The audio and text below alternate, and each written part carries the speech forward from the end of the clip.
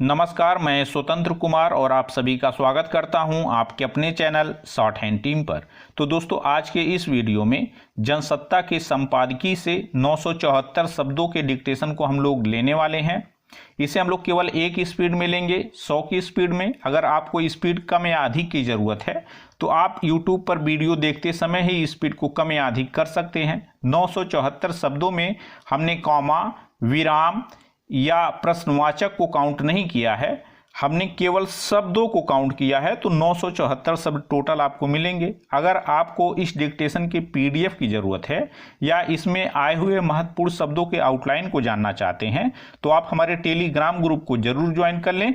Group का link इसी video के ठीक नीचे डिस्क्रिप्शन बॉक्स में आपको मिल जाएगा। तो 100 की स्पीड में आपका डिक्टेशन स्टार्ट होगा 5 सेकेंड के बाद। तब तक के लिए आप रेडी रहें।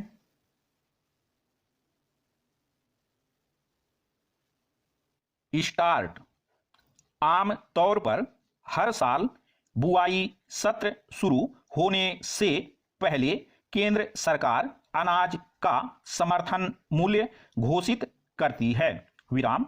इसका एक मकसद यह भी होता है कि इसके मद्देनजर किसान बुआई के लिए फसलों का रकबा बढ़ाने या घटाने का फैसला आसानी से कर सकें। विराम। न्यूनतम समर्थन मूल्य का अर्थ है कि किसान को फसल की कम से कम उतनी कीमत मिलेगी ही, जो सरकार ने तय की है।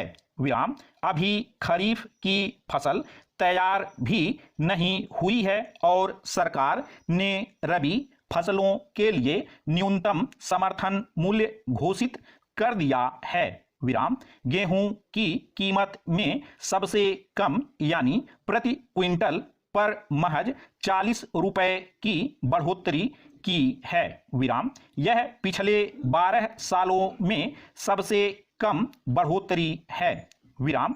मगर दलहन, तिलहन और मोटे अनाजों पर 100 रुपए से लेकर 400 रुपए तक बढ़ोतरी की गई है। विराम। सरकारी बयान में कहा गया है कि नई दर से गेहूं पर लागत का 100% लाभ मिलेगा। विराम। सरकार ने अनुमान लगाया है कि गेहूं की उत्पादन लागत करीब 1000 रुपए प्रति क्विंटल आएगी और नई दर से उसके लिए 2015 रुपए मिलेंगे। विराम। इस तरह सरकार का इरादा अगले 2 सालों में फसलों का लाभ 1.5 गुना तक करने का है। विराम। पैरा। दलहनी, तिलहनी फसलों और मोटे अनाज पर न्यूनतम समर्थन मूल्य अधिक देने के पीछे सरकार की मंशा समझी जा सकती है। विराम। इस वक्त सरकार को सबसे अधिक मुश्किल खाद्य तेलों और दालों की बढ़ती कीमतों पर अंकुश लगाने में पेश आ रही है। विराम। खाद्य तेल का आयात नहीं होता, इसलिए उसका इरादा है कि सरसों, सूरजमुखी आदि तिलहनी फसलों की पैदावार बढ़ाई जाए, ताकि अगले वर्ष से खाद्य तेलों के मामले में आत्मनिर्भर हुआ जा सके। विराम। इसी तरह दालों का उत्पादन बढ़ाने पर उसका जोर है। विराम। हालांकि भारत में कई दालों का उत्पादन जरूरत से ज्यादा होता है। विराम। पिछले कुछ सालों में देखा गया है कि जिन दालों का उत्पादन अधिक हुआ, उनकी कीमतों में भी संतोषजनक नियंत्रण नहीं हो पाया। विराम। मोटे अनाज यानी ज्वार, बाजरा, मक्का आदि के उत्पादन में भी काफी कमी देखी जा रही है, इसलिए शायद उनकी कीमतें बढ़ने से किसान इन्हें बोने को प्रोत्साहित हों। विराम। मगर नए न्यूनतम समर्थन मूल्य को लेकर किसान संतुष्ट नजर नहीं आ रहे। विराम। पैरा। किसानों की मांग रही है कि स्वामीनाथन आयोग की सिफारिशों के अनुसार फसलों के दाम उनकी लागत का 1.5 गुना किए जाएं। विराम। स्वामीनाथन आयोग ने लागत में केवल खाद, बीज, कीटनाशक, सिंचाई आदि पर आने वाले खर्च को नहीं, बल्कि किसान के श्रम को भी जोड़ा था। विराम। उस हिसाब से फसलों की कीमत कहीं अधिक बनती है। विराम। फिर किसानों की मांग यह भी है कि न्यूनतम समर्थन मूल्य की गारंटी दी जाए, क्योंकि उनका अनुभव है कि स्थानीय व्यापारी सरकार की तरफ से तय कीमतों पर फसल नहीं खरीदते, उससे काफी कम और मनमानी दर पर खरीदते हैं। विराम। केवल 25% किसानों को न्यूनतम समर्थन मूल्य का लाभ मिल पाता है। विराम। पिछले दिनों गन्ने की कीमत में महज 5 रुपए की बढ़ोतरी की गई। विराम। जबकि हकीकत यह है कि पिछले 1 साल में ही डीजल, उर्वरक, कीटनाशक और बीज की कीमतों में 1.5 गुना से अधिक बढ़ोतरी हो चुकी है। विराम। इसके अलावा अलग अलग राज्यों में किसानों को मिलने वाली बिजली की दरें बहुत असमान हैं। विराम। मसलन उत्तर प्रदेश के किसानों को हरियाणा जैसे राज्यों की तुलना में कई गुना अधिक बिजली बिल चुकाना पड़ता है। विराम। इन सब विसंगतियों के मद्देनजर नए समर्थन मूल्य को लेकर असंतोष स्वाभाविक है। विराम। पैरा। इससे ज्यादा अफसोस की बात और क्या हो सकती है कि देश के आम लोगों को जीने की सबसे बुनियादी जरूरत के रूप में पीने के पानी तक से लाचार होना पड़े। विराम।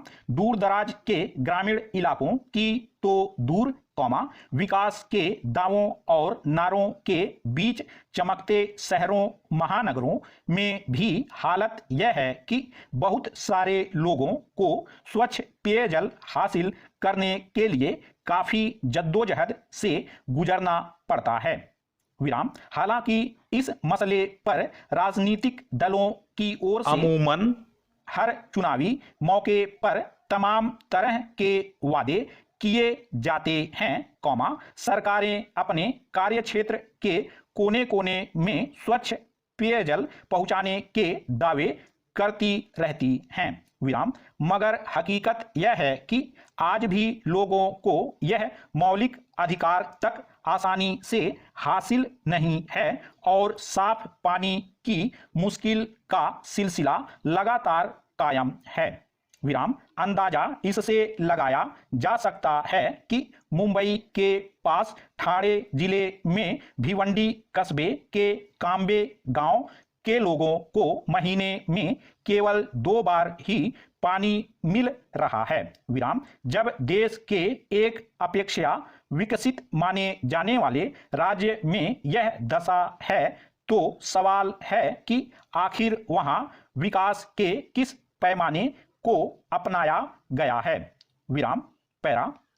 यह बेवजह नहीं है कि बॉम्बे हाई कोर्ट ने इस मसले पर सुनवाई के दौरान यह सख्त टिप्पणी की कि नियमित पेयजल की उपलब्धता एक मौलिक अधिकार है, लेकिन दुर्भाग्य है कि लोगों को आजादी के 75 साल बाद भी इसके लिए अदालत का दरवाजा खटखटाना पड़ रहा है। विराम।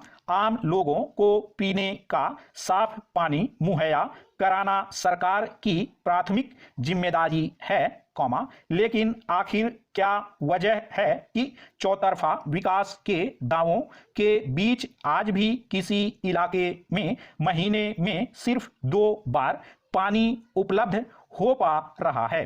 विराम। यह समझना मुश्किल नहीं है कि इस स्थिति में लोग कैसे पानी को जमा करके किसी तरह पेयजल की अपनी जरूरत में कटौती करके काम चलाते होंगे। विराम। क्या सरकार या संबंधित महकमे को इस बात का एहसास नहीं है कि पीने के पानी के अभाव में जिंदगी कैसी हो जा सकती है।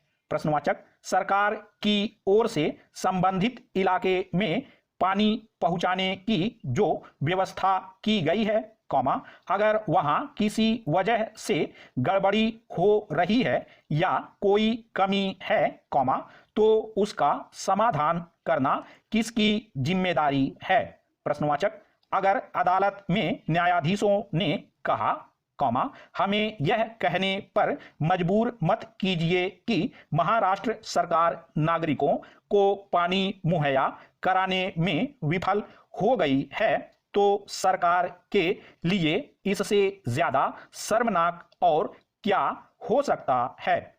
विराम, स्टॉप।